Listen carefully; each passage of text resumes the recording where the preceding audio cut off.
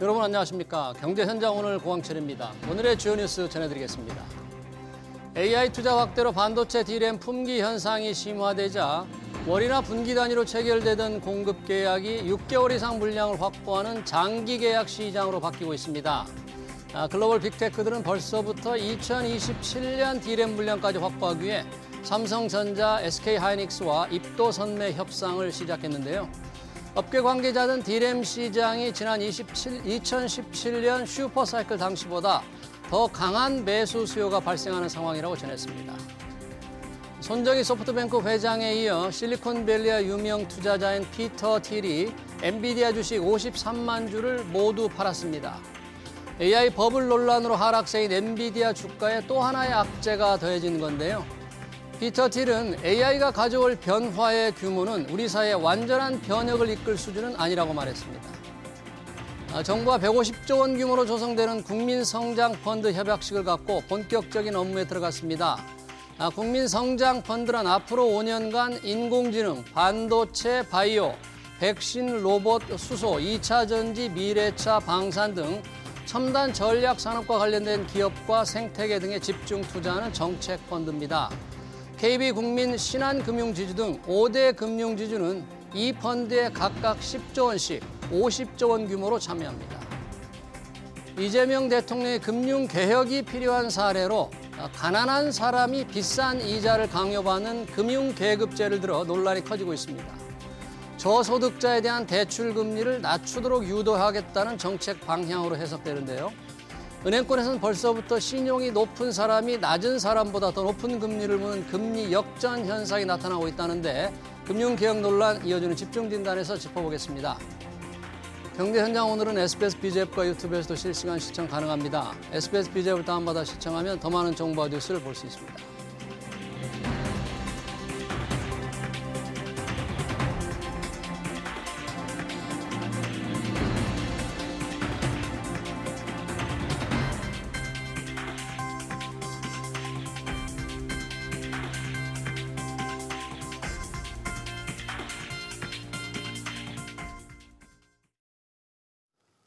네, 가난한 사람이 좀 높은 이자를 물 것이라는 추론은 어쩌면 당연한 의구심입니다. 하지만 연소득이 2,100만 원도 안 되는 저소득층이면서도 신용도가 높은 사람이 200만 명에 달합니다. 우리 사회에 성실하게 빚을 갚는 저소득층이 많다는 얘기인데요. 그런데도 저소득층이라고 해서 대출 금리를 인위적으로 낮게 한다면 어떤 일이 생길까요? 전문가 두 분과 얘기 나눠보겠습니다. 강민욱 고려대 경제학과 교수, 김은진 레오대출연구소 대표 나오셨습니다. 어서 오십시오. 네, 반갑습니다. 자, 금융개혁 방향을 예고했는데 아직 구체적이는 않습니다만 금융계급제라는 표현을 이재명 대통령이 썼습니다. 그 부분 자세히 들어가기 앞서서 최근 은행 주담대 금리가 상단 높은 기준으로 연 6%까지 올라섰다는데 언제 이렇게 금리가 올라섰는지 궁금합니다. 김은진 대표는 최근 이렇게 대출 금리가 계속 올라왔습니까? 네, 금리는 이제 저번 달부터 시작해서 계속해서 조금씩 오르고 있는 상황입니다. 네. 그래서 언론에서 발표된 이제 금리 6%라는 거는 상단 기준이기 때문에 최고 금리. 네, 맞습니다. 그래서 신용도가 좀 안 좋은 분들 그런 거보다는 이제 주택담보대출 같은 경우는 신용 부분보다는 이제 담보로 담보. 금리가 매겨지기 때문에 여기서 이제 금리를 할인 받으려면 우대 금리라는 것이 있어요. 예. 그래서 무언가를 하면 금리를 깎아주겠다라는 것이 우대 금리인데 우대 금리를 전혀 반영하지 않은 최고의 상당 금리가 6%인 것으로 추정이 되고 있고요. 예. 이제 실제 실행하고 있는 이번 달 금리는 이제 4.6% 전후로 보고 있습니다.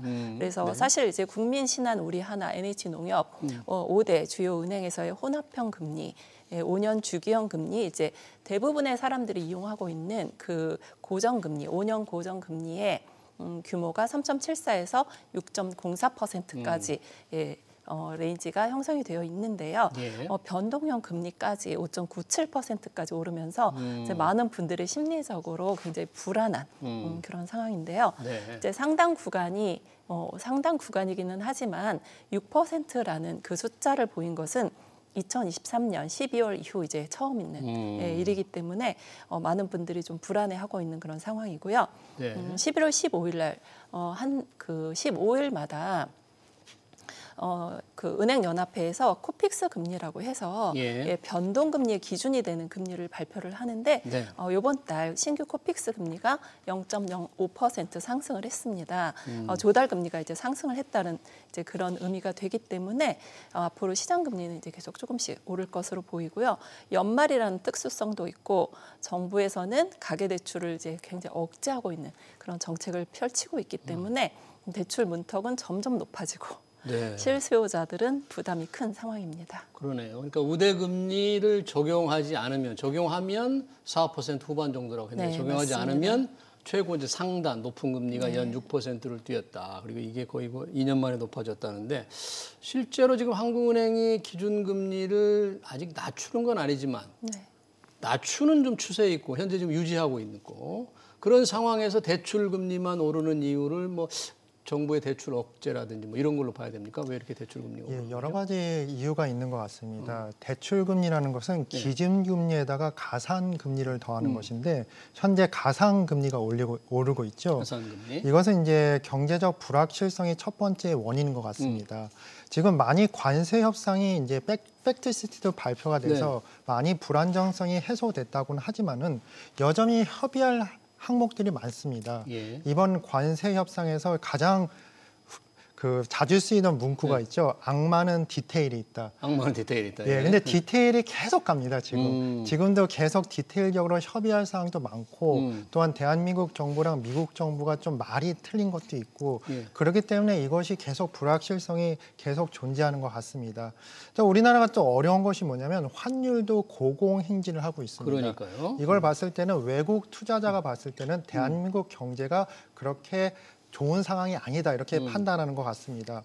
또한 주택 시장도 불안정하고 그리고 이제 한 가지 반가운 소식은 주식 시장이 이제 활성화가 됐다고는 하지만은 주가 지수는 올라가는데 이 변동성은 또 더 커지고 있습니다. 요즘 특히 그래요. 오르고 내리는 폭이 커요. 이것은 뭐냐면 우리나라가 정말 경제 상황이 어떻다는 것에 대해서 소비자뿐만 아니라 주가 투자자들도 제대로 파악을 못하고 있는 현실인 것 같습니다.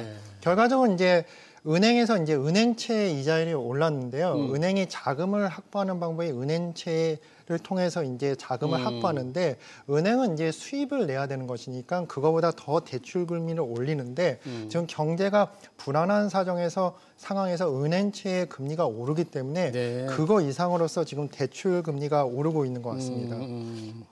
은행이 돈을 조달하는 게 은행이 채권을 발행하는 그 은행채 금리가 경제 불확실성이 오르니까 거기에 이제 가상금리를 얹은 이 대출 금리가 올라서 6%까지 뛰었는데 아무리 이 담보가 있는 주담대라고 하지만 이렇게 금리가 뛰면 가장 피해를 볼 사람들은 우리가 늘 생각하는 서민 아닙니까? 어떻습니까? 네, 맞습니다. 네. 서민들이 이자가 이제 오르게 되면 가장 큰 피해를 보게 되고요. 사실 현금 부자들 같은 경우는 대출이 없이 내 집을 사는 분들이 많기 때문에 그분들은 아무런 타격이 이제 없는 상황이고요. 가장 큰 부담은 이제 저소득의 실수요자들 그리고 청년층, 신혼부부 그리고 금리가 오르게 되면 사업자 대출을 받으신 분들 역시 피해를 보게 됩니다. 사업자 대출 받은 분들? 사업자 대출 받은 자영업자분들도 아무래도 금리가 상승을 하게 되니까 이제 경기가 어렵고 사업이 이제 힘든 분들한테 이제 더욱더 힘든 상황이 펼쳐지게 되는 것이고요. 그리고 이제 금리가 오르게 되면 대출 한도가 이제 새로 대출을 받는 분들은 또 줄어들 수가 있어요. 한도가? 이게 왜 그러냐면 이제 저희가 대출을 이제 심사를 할 때 그 집 가치를 보죠. 집의 가치가 얼마인지 그거를 보지만 또 그 대출받는 차주의 소득이 얼마인지 그 부분을 따지게 되는데요. 여기서 소득은 그대로 있는데 금리가 오르게 되면 이 DSR에는 나쁜 영향을 미치게 됩니다. DSR이라는 것은 이제 저희가 은행에다가 줘야 되는 그 뭔가 이자, 원금 이런 부분이 늘어나면 굉장히 불리한데요. 이자가 늘어나다 보면 당연히 대출 한도가 줄어드는 그런 구조가 발생을 하기 때문에 집을 사는 분들이 이제 예상했던 것보다 대출 한도가 뭐 덜 나올 수도 있고 그런 상황이 나올 수가 있고요. 그리고 연말 같은 경우에는 이제 12월이 될수록 이제 총량 규제가 이제 거의 끝나가고 있는 막바지이기 때문에 은행 입장에서는 더욱더 대출을 꺼리게 되는 그런 시기입니다. 한도가 이제 다 소진했다 네, 그런 맞습니다. 얘기예요? 네, 그래서 이제 그 해당 은행에는 안 왔으면 좋겠다. 그래요? 이제 다른 은행으로 갔으면 좋겠다. 그래서 가상금리 이렇게 조금 더 올릴 수도 있겠네요. 네, 맞습니다. 저희는 이미 이제 다 채웠는데 자꾸 이제 오면 그렇죠. 막을 수는 없으니까 그러니까요. 예, 금리를 올리면 안 옵니다. 예, 그렇게 해서 이제 손님을 이제 다른 은행으로 유도하는 예, 그런 경향이 있기 때문에 예. 12월 금리는 이제 점점 오를 것으로 보입니다. 그래요. 이래저래 좀 힘듭니다. 사실 대출 받기도 어려운데 이자까지 올라가면 그 받을 수 있는 사람도 받는 지금 DSR 이 규제 때문에 받는 대출 규모도 줄고 서민들은 좀 이자 부담, 원금 갚아야 될 부담 여러 가지가 힘드는데요. 최근에 대출금리 관련해서 뭐 금융위원회가 지금 구상하는 것 같은데요. 최장 30년짜리 초장기로 그것도 고정금리로 최장기 고정금리 뭐 주담대 주택담보대출 뭐 출시를 은행들한테 권유한다. 뭐 이런 뉴스가 좀 나오던데요. 30년을 금리를 똑같이 한다? 고정금리? 왜 이런 생각을 하는 거죠? 일단은 이제 금융위원회가 그 차주의 입장에서 많이 생각을 하는 것 같습니다. 차주 입장에서? 예, 빌리는 그러니까, 사람? 예, 빌리는 사람 입장에서는 고정금리가 변동금리보다 훨씬 좋지요. 왜 그러면 안정적으로 나의 돈의 흐름에 대해서 계획을 짤 수 있기 때문인 것 같습니다. 예. 하지만 이제 경제는 이제 불안정하고 금리도 바뀌고 미래에 대한 불확실성이 있을 때 은행 입장에서는 고정금리보다는 변동금리로 빌려주고 싶습니다. 은행은. 네. 근데 이것이 뭐냐면 만약에 차주 입장에서 그것을 고정금리로 하면 그 위험성이 이제 차주에서 은행으로 이동을 하는 거죠. 아, 그래요? 그러니까 서로가 이제 은행 입장에서는 이제 변동금리를 원하게 되는데 결국 뭐냐면 금융위원회가 생각하는 것은 뭐냐면 은행은 큰 집단이고 기득권 집단이고 돈이 많은 집단이기 때문에 은행이 좀 위험을 부담을 해라. 그 차주 입장에서 좀 생각을 하다. 그런 입장인 것 같습니다. 예. 당연히 은행 거는 당연히 좋아하지 않죠. 은행으로서는 여러 가지 불만이 많습니다. 지금 현재 정부의 강력한 부동산 수요 억제 정책 때문에 가뜩이나 강남 상구를 비롯한 서울 지역의 대출의 길이 다 막혔습니다. 은행 입장에서 이것이 가장 좋은 수입원이었거든요. 주담대가. 예, 왜 그러냐면 이 지역이란 것은 대출 규모도 크고 또 대출하는 사람이 신용도도 높고 또 무엇보다도 담보가 확실합니다. 담보의 가치랑 가격이 오르니까 이 담보라는 것이 은행 입장에서는 가장 확실한 담보인데 여기서 이제 수입이 줄었는데 이렇게까지 이제 금융위원회가 은행한테 부담을 주려는 정책을 추진하는 것이 은행으로서는 반갑지가 않습니다. 제가 한 가지 또 생각하는 것은 현재 정부의 부동산 수요 억제와 엇박자가 아닐까 하는 생각이 듭니다. 이게요? 예, 왜 그러냐면 정부 입장에서는 이제 수요를 억제해서 부동산 가격을 안정시키려고 그러는데 만약에 30년 고정금리 대출이 있으면 이것 때문에 부동산을 사려고 하는 사람들이 많을 거 아니겠습니까? 왜 그러면 이 대출 자체가 굉장히 매력적인 대출이기 때문에 그래서 약간은 엇박자 같은데 네. 굳이 이거를 적용을 하자면 이제 전국적으로 적용을 할 수는 없을 것 같고 지금 지방 같은 경우는 지방 소멸이라는 소리를 듣지 않습니까?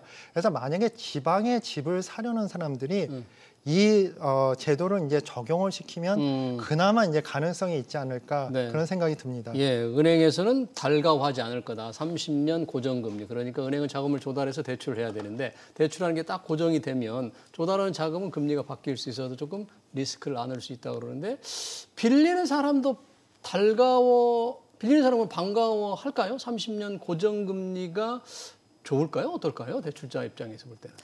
일단 대출하시는 분들이 그 대출을 30년 쓰시는 분들은 거의 없습니다. 없어요? 네, 대부분이 이사를 가면 그 대출을 갚으셔야 되잖아요. 이사를 가면? 예, 그 집에 30년 사는 분도 많이 없습니다. 예, 그리고 이제 쓰시다가 이제 금리가 낮아지면 대환을 해요. 대환 더 낮은 금리로 갈아타는 거죠. 그래서 뭐 정책은 좋습니다. 30년 장기 고정금리 지금 현재 실행하고 있는 곳은 이제 주택금융공사의 보금자리론, 디딤돌 보금자리론. 대출, 네, 이런 대출들이 30년 고정금리를 이제 적용하고 있는데요. 이 상품 같은 경우는 이제 정부에서 보증을 하는 정책자금 대출이기 때문에 가능한 것이고요. 민간 금융에서는 교수님 말씀처럼 굉장히 리스크가 큽니다. 은행이 안는 리스크가 네, 있다, 30년 후에 어떤 일이 일어날지 네. 그 30년을 예측을 하는 것은 쉽지 않기 때문에 네. 30년 고정금리가 출시를 하게 된다라고 하면 네. 저희가 보통 받는 5년 고정금리보다는 당연히 금리가 높게 책정이 될 수밖에 없어요. 그럼 소비자들 입장에서는 저희가 이제 물건을 사러 갔을 때 네.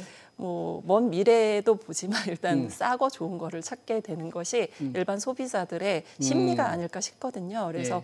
실제로 이제 대출을 진행을 하다 보면 예. 많은 분들의 선택지가 첫 번째가 예. 안정성이 아니고요. 예. 저렴한 금리입니다. 낮은 금리. 네. 가장 너무 네. 첫 번째 기준이. 그렇죠. 네, 저는 싼 거 사고 싶어요. 네, 그래요? 제일 저렴한 게 무엇일까요? 예, 이런 질문이 더 많아요. 30년 동안 안정적으로 쓸 상품은 선택지에 별로 없어요. 금리가 또 높게 정해질 가능성이 네, 있다 그런 더 거잖아요. 높고요. 그러니까 네. 별로 인기가 없을 수 있다. 있죠. 근데 이제 정책자금 대출처럼 뭐 저소득층이라든지 할인 금리가 많이 들어가면 뭐 그런 경우는 괜찮습니다. 예. 그리고 정부에서 보증을 하기 때문에 30년 후에 어떤 위험이 발생하더라도 그 부분은 해소가 돼요. 근데 은행 입장에서는 이제 변동 금리가 좋죠. 네, 바로 빌렸다가 또 바로 빌려주면 예. 리스크가 전혀 없기 때문에 네. 그래서 이게 만약에 은행에서 진행을 하게 되면 관리를 좀 잘해야 되겠죠. 자산 부채 관리라든지 이제 예측이 되지 않기 때문에 예. 이런 부분은 조금 어려운 부분이라고 볼 수 있습니다. 네, 그러네요. 과연 금융위원회 생각대로 될지, 은행은 어떤 반응을 보일지, 또 대출 차입하는 분들은 30년 장기 좀 비교적 높은 고정금리를 물 의향이 있을지 실제 상품이 이제 나오기 전에 뭔가 좀 적극적인 검토가 필요할 것 같습니다. 금융개혁 논의로 들어가 보겠습니다. 이재명 대통령이 금융개혁 필요하다. 강조했는데 그 사례로 가난한 사람이 비싼 이자를 강요받는 금융계급제다. 이런 말을 했어요. 금융계급제. 강민욱 교수님 혹시 학계에서는 이런 말을 많이 씁니까? 금융계급제라는 게 이재명 대통령이 생각하는 계급제는 이게 뭘까요? 예, 제가 교과서에서는 이런 단어를 본 적이 한 번도 없는데요. 그래요? 이 단어를 듣는 순간 확 이해가 되는 것 같습니다. 무슨 어떻게 뜻을 해요? 의미하는지. 그러니까 이것은 이제 신용도가 높은 사람은 계급이 높은 사람이고 그래서 이자를 낮게 물고 신용도가 낮은 사람은 계급이 낮은 사람이라서 높은 이자를 물어야 되고 뭐 이런 의미라고 확실히 이해가 되는 것인데 예. 근데 어떻게 보면 이게 안타까운 일이지만 시장 논리가 이렇습니다. 은행도 이제 실제적으로 사업을 하는 주체고 이윤을 남겨야 되니까 어쩔 수 없이 이렇게 한다는 것인데, 근데 저는 이것에 대해서 이제 정부의 입장은 이럴 수도 있다고 생각을 합니다. 우려는 있지만은 정부는 어느 정도 시장 논리와 반대로 가는 것이 또 현대사의 정부의 역할 아니겠습니까? 그러니까 독과점을 막고 부를 재분배하고 또 부자에게 세금을 더 걷어서 가난한 사람한테 나눠주고. 근데 이런 이자에 대한 문제는 고대 사회부터 존재했던 것입니다. 그렇죠. 예를 들어서 이제 모세오경이죠. 성경의 일부분인 모세오경이 3,500년 전에 적혀 있는데 여기서도 같은 민족끼리 이자를 받고 돈을 빌려주지 말라라고 적혀 있습니다. 이것은 뭐냐면 과도한 이자로 가난한 사람한테 빌려줬을 때 이 사람들이 이자 때문에 고생하는 것을 막기 위해서 그렇게 경전해서 했던 것입니다. 대신 이제 고대 국가에서도 정부에서 무상으로 빌려주는 일이 있었습니다. 네. 그래서 이제 이런 일 때문에 어떻게 생겼냐면 결국 뭐냐면 중세로 와서 기독교인들이 기독교인들한테 돈을 빌려주지를 못하니까 유대인들이 대신 그런 금융업을 한 거죠. 예. 그래서 지금 대부분의 금융회사들의 그 주주들이 유대인이 된 것이죠. 근데 여기까지는 그래도 괜찮은데 이슬람 사회에서 이제 코란에서는 아예 고리대금업을 금지를 했습니다. 그래서 현재까지도 이자를 받고 금융업을 못 합니다. 네, 지금 이슬람에 그렇기 되면. 때문에 이 나라들은 이제 다른 방법으로 금융업을 하는데 그것이 한계가 있어서 아직까지도 많은 나라들이 석유가 나서 이제 부자 나라지만 금융시장 같은 경우는 유럽이나 미국에 비해서 상당히 뒤처져 있고 경제 성장률도 그만큼 따라가지 못하는 게 이런 이유 때문입니다. 그래서 저는 이제 이재명 대통령이나 정부가 인도적 관점에서 이런 발언을 한다는 것이 어떤 면을 시장 논리적으로는 상당히 위험할 수가 있고 이것을 너무 정부가 밀어붙이면 경제 성장에도 안 좋은 영향이 미칠 거라고 생각을 합니다. 네, 그러네요. 그러니까 정부로서는 뭔가 부의 재분배, 부자에게 좀 세금을 더 거두어서 나눠줘야 된다는 그런 정부의 역할 차원에서 보면 이렇게 생각할 수도 있겠지만 인도적인 관점입니다. 그러면 여튼 이런 말이 나오니까 그러면 결국은 가난한 사람이라는 게 우리 저소득층이잖아요. 취약계층. 네. 거기는 이제 대출 금리를 조금 낮춰야 될 것 같은 이 발언에서 볼 때 앞으로 은행들이 낮춰야 될 것 같은데 그렇게 할 수 있나요, 은행들이? 일단 저소득층은 이제 보호를 해야 된다라는 것이 정부의 취지로 보이고 있고요. 그런데 이제 저소득층 보호까지는 이해가 되는데 저신용자를 뭐 보호를 해줘야 된다라고 이제 만약에 말을 한다라고 하면 사실 신용 등급에 따라서 금리가 책정되는 것은 금융의 기본입니다. 신용 등급에 따라서. 네, 아무래도 신용 점수가 낮은 분들은 연체할 가능성도 높고 연체가 또 있었기 때문에 신용 점수가 낮은 것이기 때문에요. 은행에서는 그렇게 그 부실 위험이 높은 분한테 저렴한 금리를 책정을 한다는 것이 이치에 맞지는 않습니다. 그리고 이제 포용 금융을 이제 강조를 이렇게 하면서 금리 체계에 이제 직접적으로 이제 개입을 한 사례도 사실 지금 나오고 있는 상황이거든요. 그래서 신용대출 금리가 굉장히 저신용자가 낮게 책정이 됐다라고 언론에도 나오고 있는데 그거는 이제 제가 다시 설명을 해드리겠지만 네, 그래서 이렇게 신용 점수가 낮은 분들이 과연 구제를 꼭 해드려야 되는 분인가. 예, 그리고 여기서 신용 점수가 낮다는 것이 꼭 취약계층이라고 볼 수는 없어요. 신용 점수가 낮은데 그러니까 저신용자와 그렇죠. 저소득자란 게 같은 일치하지 개념이냐. 않는다. 예, 개념이 다른 거죠? 네, 금융 행태가 나빠서 자꾸 연체를 하고 소득은 좋지만 그래서 저신용이 된 분들도 있거든요. 네. 그리고 또 소득은 많은데 노출이 되지 않는 그런 분들도 있습니다. 네. 네, 현금으로 소득이 창출이 된다거나 예, 그런 분들은 또 어떻게 구분을 할 것인지 그리고 사실 이건 복지 정책이잖아요. 네. 그래서 이 복지의 금융의 역할이 어디까지 해야 되는 것인지 네. 그래서 민간 금융에서 공공적인 역할을 어디까지 요구를 할지 그런 부분을 잘 정해야 될 것으로 보이고요. 네. 이제 금융 접근성을 넓히는 것은 굉장히 좋습니다. 예전에 이제 저희가 대출을 진행을 할 때 점수가 굉장히 안 좋으신 분이 계셨어요. 정말 그분은 이제 카드론이라든지 이런 그런 대출을 쓰다 보면 캐피탈이라든지 그러면 신용 점수가 굉장히 떨어지거든요. 예, 그래서 이분이 막 어떻게 할 수가 없는 거예요. 이게 늪이라는 표현이 딱 맞는 그런 상황이었어요. 근데 이분이 이제 거주하는 집이 살짝 올랐어요. 살짝 올라서 네. 그쪽에서 대출을 받으면 이 너무 높은 금리를 다 상환할 수 있었거든요. 예. 근데 이분 같은 경우는 이미 신용이 너무 낮으니까 어느 지점에서도 받아주지 않는 그런 상황이었는데 어떤 지점장님께서 딱 말씀을 하시더라고요. 해주겠다. 이런 분 안 도와드리면 어떤 분을 도와드리냐.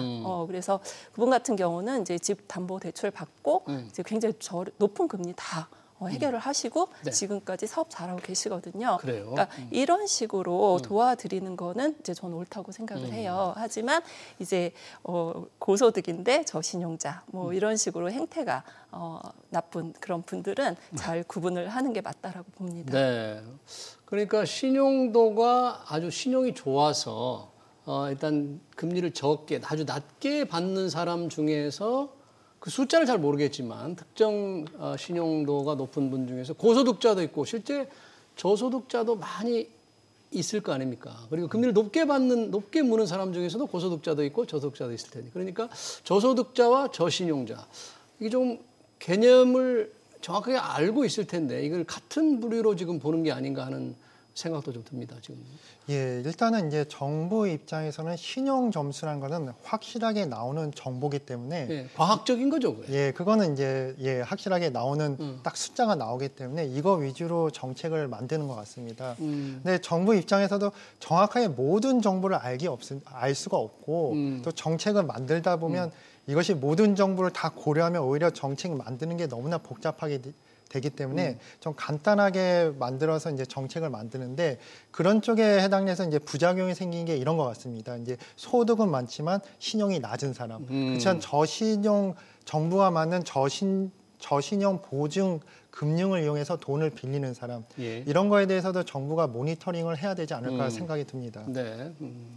사실 금리 저신용자들 저소득 문제 하니까 이 많은 시청자들이 댓글을 올려주고 있는데 그중에 하나만 소개하면 이런 거네요. 신용에서 소득 규모는 제외해야 된다. 소득이 많으냐 적으냐를 신용이 높으냐 낮으냐로 판단해서는 안 된다는 거죠. 소득은 대출 규모만 결정해야 되고 금융거래라든지 전기 요금이라든지 세금이라든지 4대 보험 같은 이렇게 모든 내야 할 의무를 성실하게 내는 사람도 신용 등급의 불이익을 받아서는 안 된다. 그러니까 소득은 금리가 아니라 대출 규모를 결정하고 네, 맞습니다. 금리는 이 사람의 신용도에 따라서 결정하는 게 맞다는 옳지 않느냐 이런 쪽인데 아직 정부가 지금 금융개혁, 이른바 금융계급제 문제를 지적하면서 금융개혁의 방향을 제시했는데 이런 영향 때문인지 일부 은행에서 이미 가계대출 금리 적용해서 신용 점수가 높은 분들, 신용도가 좋은 분들이 낮은 사람보다 금리를 더 높게 무는 역전 현상이 발생했다는 사례가 있는데 이런 경우는 어떤 케이스예요? 이게 정확히 말씀을 드린다라고 하면 이제 가계대출에서 신용대출 부분입니다. 신용대출. 네, 가계대출에서의 주택담보 이제 가계대출은 이제 주택담보대출, 전세대출, 신용대출 뭐 이런 대출들을 뜻하는데요. 여기서 이제 신용대출에 이제 적용이 된 그런 사례인데요. 이제 실제 사례로 그 은행연합회의 금리가 나와 있는데 NH농협은행에서 신용 점수 600에서 650점대인 분보다 600점 이하인 분, 더 낮은 분이죠.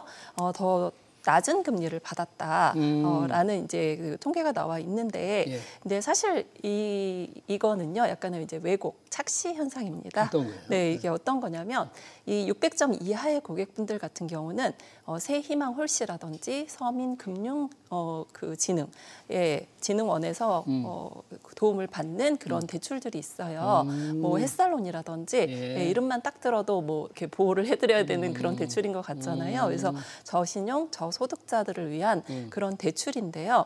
이 대출 금리를 정책 상품이기 때문에 정부에서 일괄적으로 인하를 했습니다. 그렇기 때문에 네, 맞습니다. 네, 그래서 이 부분에 있는 그런 낮은 신용도에 있는 분들이 금리가 낮은 것처럼 보인 거고요. 그 윗단계에 있는 분들은 이제 일반 상품, 일반 신용대출이기 때문에 금리가 이제 더 높게 보이는 거기 때문에 약간의 이제 왜곡된 그런 통계입니다. 그러니까 금리 역전은 아직 실제는 발생한 거는 조금 왜곡된 통계를 좀 본 거다. 관련해서 은행들의 이런 금융 계획을 당부하면서 소득이 낮은 분들에게 뭔가 금리를 낮춰주라는 압력을 포용금융 차원으로 이제 해석을 하는데 이건 이제 포용금융을 봐야 될지는 모르겠습니다만 우리나라 금융지주회사들이 포용금융에 막대한 자금을 쏟아붓는다면서요. 이게 이런 걸 하라는 건가요? 예, 저는 그렇게 이해합니다. 정부가 이제 저신용자들이나 금융 취약 계층에 대한 인도적 생각으로서 그들한테 이제 낮은 금리로서 대출을 지원하기 위해서 포용 금융 기금을 만드는 거로 저는 파악이 되는데 이것이 이제 70조 원을 정도의 재원을 마련한다고 합니다. 근데 이 재원이 어디에서 나오냐면 5대 금융 지주에서 나오는데 여러 가지 언론에서 보면 이것이 5대 금융 지주가 자발적으로 이 기금을 마련한 것처럼 이렇게 선전을 하는 것입니다. 근데 세상에 자발적이라는 단어는 존재하지만 실제 자발적이라는 것은 존재하지 않습니다.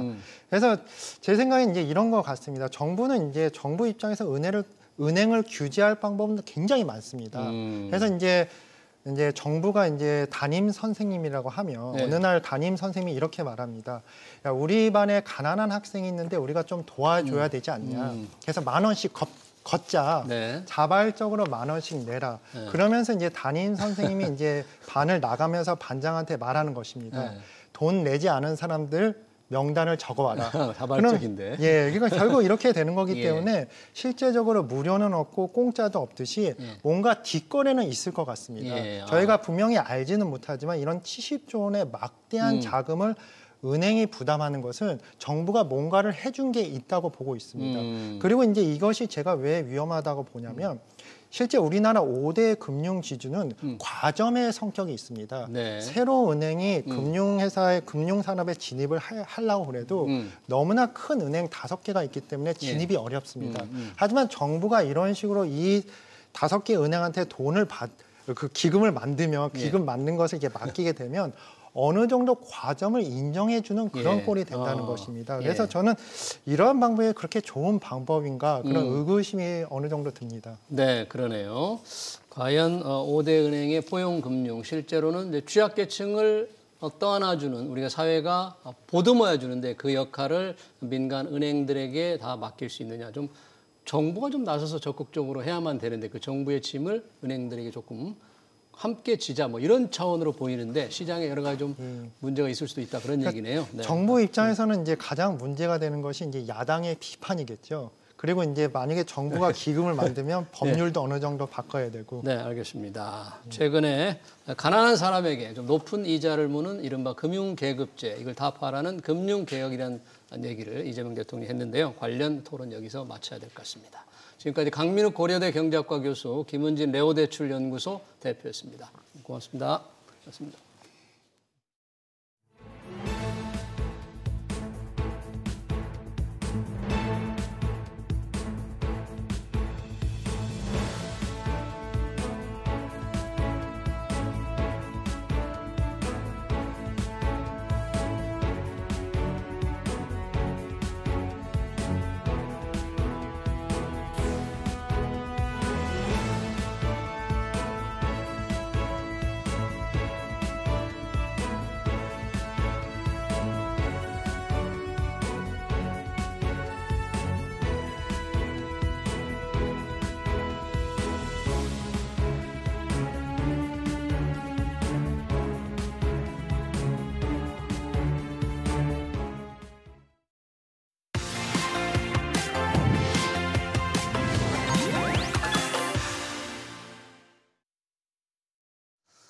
네, 한때는 명문대가 취업의 보증수표였는데 이른바 스카이를 나오고도 구직 활동을 포기한 청년들이 요즘에는 수두룩합니다. 내가 원하는 일자리가 이제 부족하다는 건데요. 왜 이런 현상이 발생한 걸까요? 오늘 발표된 일자리 동향 지표와 함께 우리 청년들의 일자리 미래 정용곤 사회연대 포럼 대표 모시게 들어보겠습니다. 대표님 어서 오십시오. 예, 반갑습니다. 우리 청년들의 일자리 부족 늘 우리가 지적했던 중요한 문제인데 마침 일자리 동향도 오늘 발표가 됐네요. 네. 최근 분기별로 일자리가 얼마나 늘었는지 네. 어떻게 나왔습니까? 예, 뭐 다행스럽게도 예. 이제 2, 4분기 우리 이제 일자리 동향과 관련해서는 네. 전체 일자리가 2,095만 개, 전년 동기 대비해 가지고 11만 1,000개가 증가했습니다. 네. 그래서 네. 1분기 때 사실은 뭐 15,000개밖에 증가하지 못해가지고 고용 시장과 관련해서 여러 가지 우려가 많았는데 2분기 들었으면 조금 회복하는 그런 양상을 보이고 있습니다. 네. 이제 업종별로 이렇게 좀 살펴보면은 예. 보건, 사회복지 합쳐서 한 13만 4천 개 정도 이렇게 나왔고요. 협회 수리 개인 해가지고 3만 개, 전문과학기술 뭐 2만 8천 개 정도 이렇게 증가했습니다. 그래서 네. 비교적 서비스 쪽에서는 일자리들이 좀 늘어나고 있는 양상이고 특히 이제 우리 인구 구조를 보더라도 예. 돌봄이라든지 의료라든지 이쪽 쪽에서 계속해서 좀 일자리는 그쪽에서 생기는 그런 양상을 보이고 있는데 주로 줄어드는 곳이 보니까 건설업이 많네요. 네, 그렇습니다. 뭐 다들 아시겠지만 현재 건설 경기가 계속해서 위축되고 있는 양상이고 특히 이제 지방 쪽의 건설업은 더 많이 위축돼 있는 이런 양상이고 예. 또 우리가 이제 고용 동향만 이야기할 때만 되면 계속 나오는데 우리 제조업이 일자리를 좀 제대로 못 지켜내고 있는 이런 측면이 네. 좀 있습니다. 특히 이제 또 연령대별로 좀 보면은 예. 연령대별로 보면 여전히 우리가 가장 걱정했는 이제 20대 청년 20대는 네, 많이 줄었어요? 많이 줄었습니다. 여전히 한 13만 5천 개 정도 줄었고 예. 40대가 이제 제조업하고 같이 맞물려서 이제 40대도 한 8만 개 정도 줄어드는 그런 상황이고 예. 이제 여전히 이제 우리 고용의 상당 부분을 60대 이상 60대 이상 분들. 그래서 가장 늦게까지 일하는 전 세계에서 어르신이라는 평가가 있는 60대에서 23만 5천 개. 네.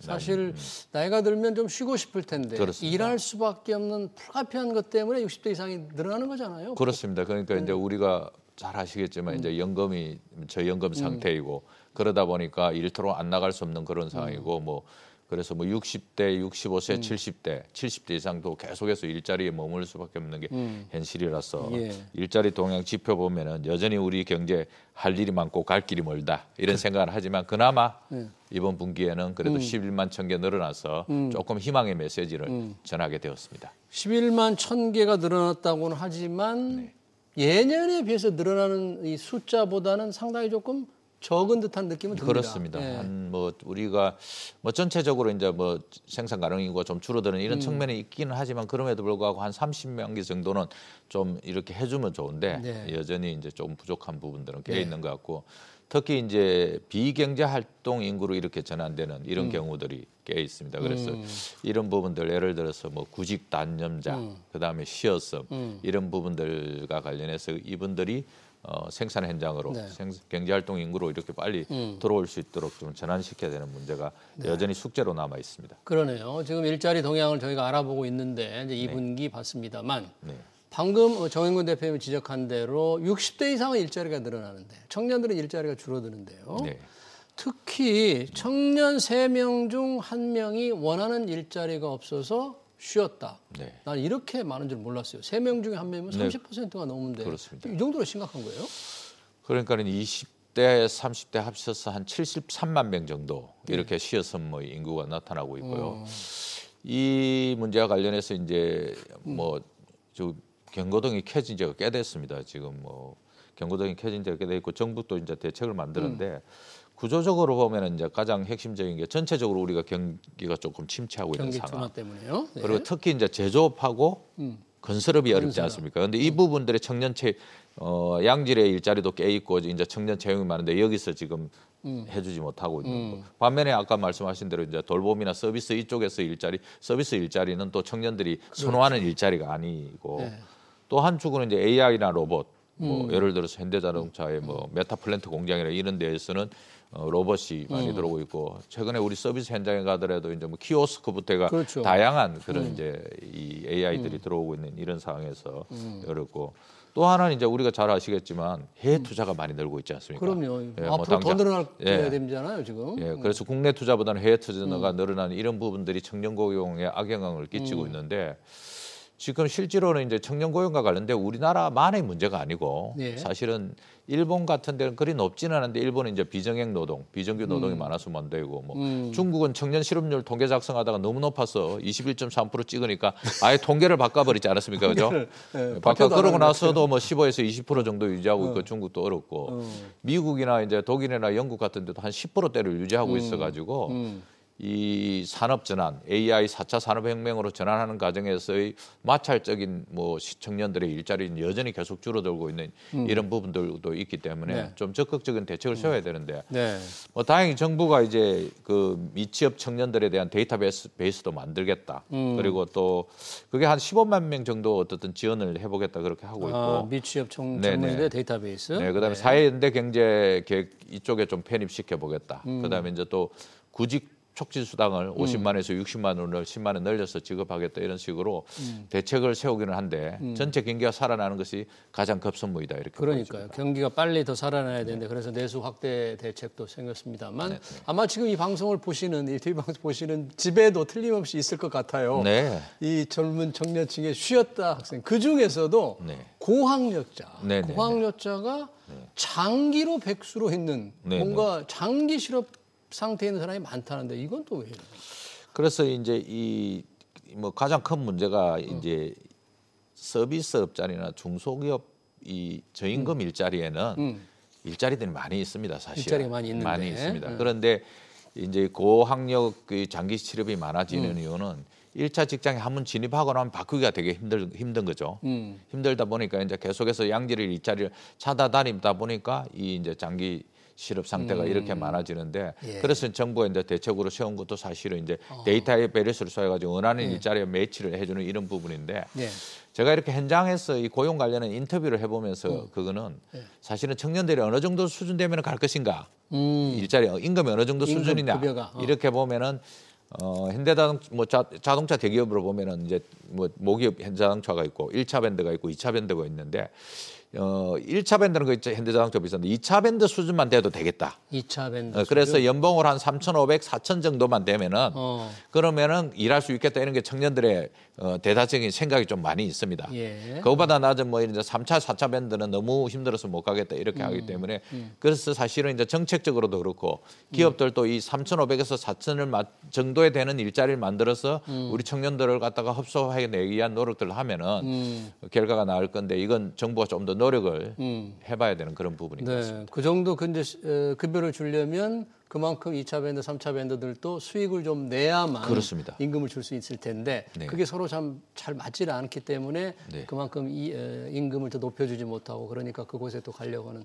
친구들이 젊은이들이 없고 그런 악순환이 되고 있는데 고학력자들이 조금 기대를 낮춰서 실업 상태에서 벗어나야 되는데 이 장기 실업 상태로 있게 되면 그러니까 고학력자들이 그 조금만 기대를 낮춰서 갈 수 있게끔 만든 그 일자리를 좀 우리가 이제 핵심적으로 좀 만들어야 되고 그래서 이제 사실은 대기업이 지원할 수 있느냐 이런 부분은 대기업은 이제 중소기업한테 기술 지원하고 기금 지원하는 것밖에 어렵고 그 외에 뭐 돈을 줄 수는 없는 거 아닙니까? 네. 그렇기 때문에 이 분야와 관련해서 이제 사회연대 기금이라 이런 걸 통해서 좀 대대적인 좀 우리는 캠페인도 좀 필요하면서 네. 그런 쪽에 좀 초점을 맞춰야 될 것 같습니다. 지금 젊은이들의 채용이 또 어려운 것 중에 하나가 이제 채용 구조가 달라졌기 때문인 네. 것 같은데 네네. 최근 매출액 상위 500대 기업 네. 128곳을 분석한 자료가 있던데요. 네네네. 50대 이상 채용은 55% 늘었는데 20대 신규 채용은 오히려 10% 줄었다. 네. 이 신규 채용을 확실히 줄여나가는 건가요?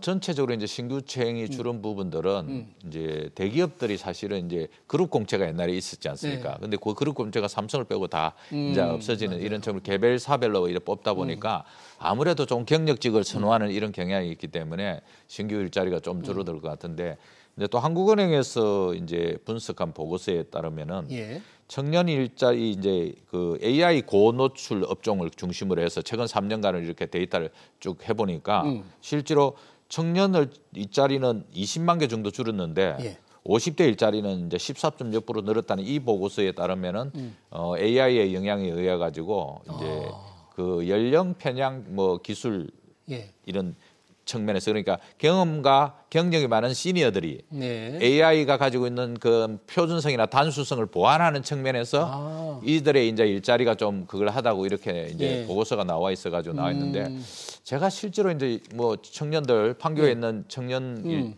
젊은 개발하는 청년들 그다음에 뭐 대기업 CHO들하고 이렇게 이야기를 해보면 그 정도로까지의 데이터가 나오기는 어려울 거다. 좀 더 분석해봐야 된다. 예. 예를 들어서 이런 겁니다. 중소기업은 대기업은 50대 일자리 신규로 안 뽑습니다. 50대 일자리를 신규로 그러겠죠. 50대 네. 뽑지 않는데 네. 중소기업들은 50대 신규로 뽑습니다. AI하고 상관없이 예를 들어서 뭐 쭉 나가면은 53세, 54세 중소기업은 연령 구분 없이 계속 뽑고 있거든요. 예. 그래서 그런 측면이 있고 그다음에 AI가 제가 판교에 개발하는 뭐 큰 회사들 우리가 이름만 들어도 알만한 그런 회사들도 이렇게 확인해 보면 그 청년 일자리가 줄었냐 하면은 신규 일자리 줄었다면 그렇게는 느끼지는 못하는데 AI가 급속하게 개발돼 가지고 곧 줄어들겠다 이런 정도의 일자리를 위기감은 대체할 것 같은 그런 위기감은 그런 위기감 느끼는 위기감은 거죠? 실제로 개발하는 뭐 코딩하고 이런 업무 청년들한테 이걸 보면은 실력 있는 청년들 그렇게는 느낌은 들지만 체감적으로는 사실은 그렇지 못하다 그래서 이 이제 사실은 한국은행 보고서는 좀 현장에서 본격적으로 검토를 해봐야 되겠다. 그 특성상 기업의 규모나 예. 특성상의 차이는 좀 있는 것 같습니다. 네.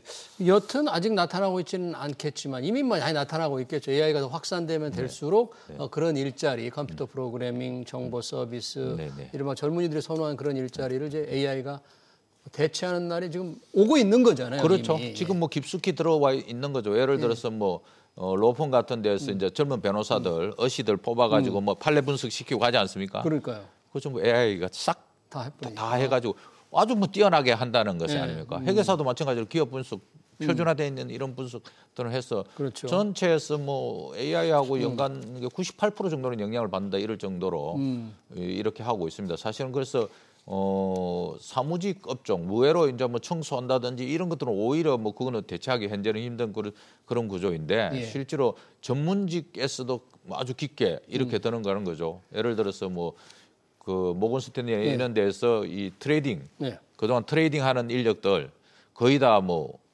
해고시켰다는 거 아닙니까? 거의 해다 시키고 네. 그냥 AI가 뭐 주장 뭐 알고리즘 깔아가지고 쭉 네. 보내니까 바로바로 트레이딩을 뭐 사람보다 더 잘하기 때문에 냉정하게 잘하기 때문에 그래서 실질적으로 이제 AI가 미치는 부분들이 전 부분인데 그럼 우리 일자리는 미래는 그냥 아예 다 줄어들기가 관련한 부분에서 이제 고민인데 네. 결국 이제 새로운 산업으로 네. 전환 예를 들어서 지금 뭐 피지컬 AI라고는 로봇 뭐 드론, 뭐 새로운 산업으로의 전환, 네. 그다음에 우주항공, 로켓, 뭐 새로운 산업으로의 전환과 관련된 이런 고민들도 있고, 네. 그다음에 이제 단순한 기준보다는 어떻든 네트워크 환경에 적용할 수 있는 1인 일자리 관련 이런 부분들에서 그러니까 뭐 산업 현장에서 재교육이라든지 또는 이 정보라든지 이런 것이 풍부하게 공급하는 정부의 역할이 좀 상당히 기대되고 있습니다. 네. 아마 AI가 확산이 되면 제가 지금 하고 있는 이 앵커 일자리도 AI로 교체될 것 같아요.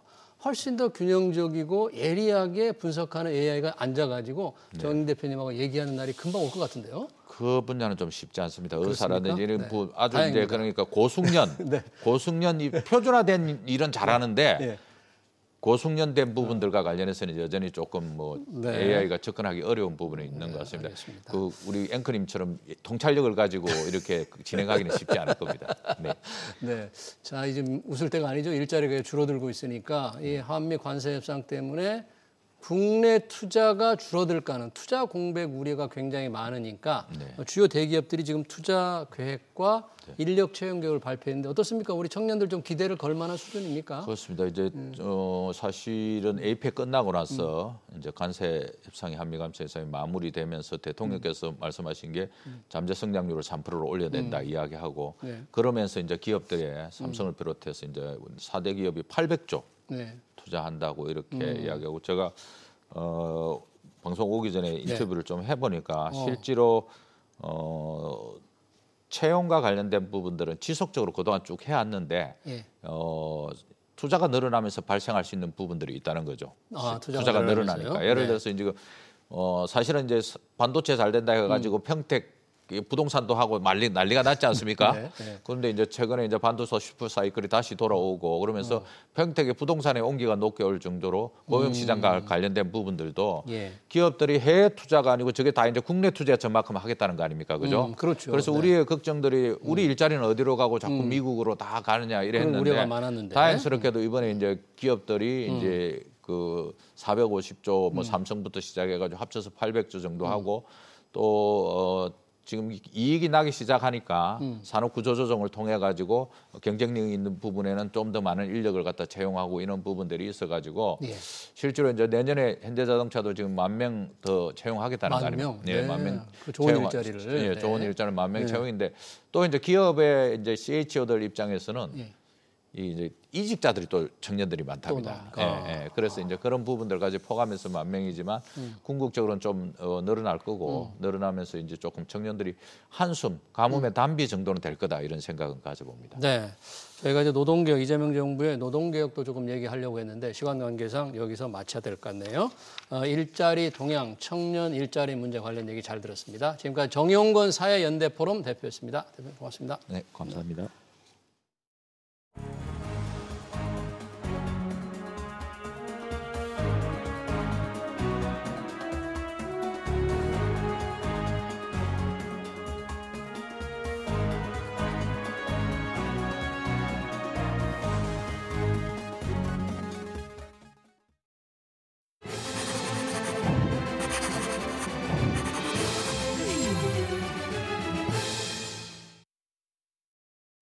네, 이재명 대통령이 노동연금, 공공금융 등 6대 분야 개혁을 강조했습니다. 정말 바람직합니다. 하지만 방향이 모호합니다. 금융개혁의 경우 가난한 사람에게 대출 금리를 낮추는 방향을 제시했습니다. 저소득자가 높은 금리를 무는 것은 금융계급을 고착시킨 것이라는 주장인데요. 저소득자를 금융에서 보듬어줘야 한다는 논리인데 그렇다고 대출 금리를 인위적으로 깎으라는 주장은 신용 질서를 무너뜨리는 것입니다. 저소득자 지원은 재정으로 감당해야 합니다. SBS 비즈 경제 현장 오늘 여기서 마치겠습니다. 시청해주신 여러분 고맙습니다.